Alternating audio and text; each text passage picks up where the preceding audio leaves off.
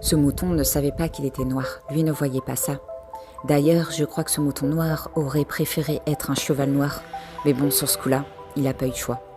Il a toujours essayé de vivre sa vie, comme il le souhaitait, comme il l'envisageait.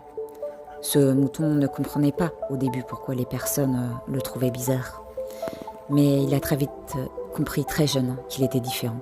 Pour certains, il était trop sensible, trop bon, trop gentil, trop rêveur, trop bizarre. Parce que oui, ce mouton vivait dans son propre monde. Un monde où tout le monde était bon, un monde où les personnes pouvaient régler une situation sans être dans les conflits. Un monde où les gens pouvaient comprendre que chacun avait le droit de faire sa vie et d'être différent. Un monde d'amour, de compréhension. Ce mouton noir ne se sentait pas réellement à sa place, même dans son foyer. Il a appris et intégré très jeune que la différence pouvait faire peur. Mais ce mouton noir voyait au-delà des apparences. Il était comme ça. Tout ce qu'il ressentait, tout ce qu'il faisait, il le faisait avec son cœur et ses tripes. Il ne rigolait pas sur ses valeurs, ce mouton. C'est plus simple de rester soi-même que d'être une personne qui se force à être quelqu'un d'autre. Du coup, ce mouton a essayé de ressembler à ce que les autres attendaient de lui. Mais tout cela lui était impossible.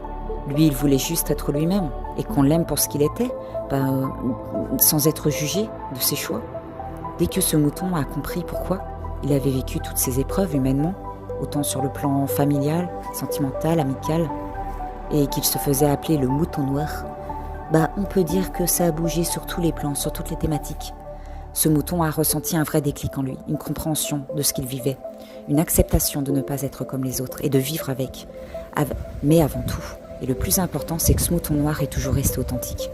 En tout cas, il a toujours essayé de maintenir ses propres valeurs. Et pour info, aujourd'hui, ce mouton noir ne se culpabilise plus de sa différence et du fait de ne pas répondre aux attentes des autres. Il est enfin libre.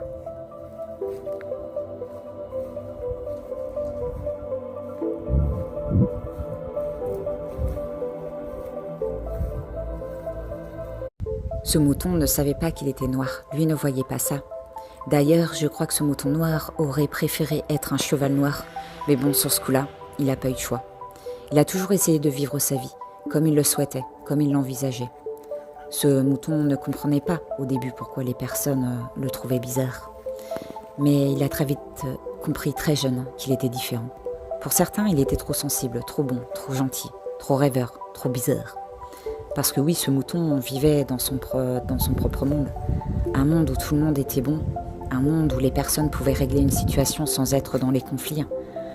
Un monde où les gens pouvaient comprendre que chacun avait le droit de faire sa vie et d'être différent. Un monde d'amour, de compréhension.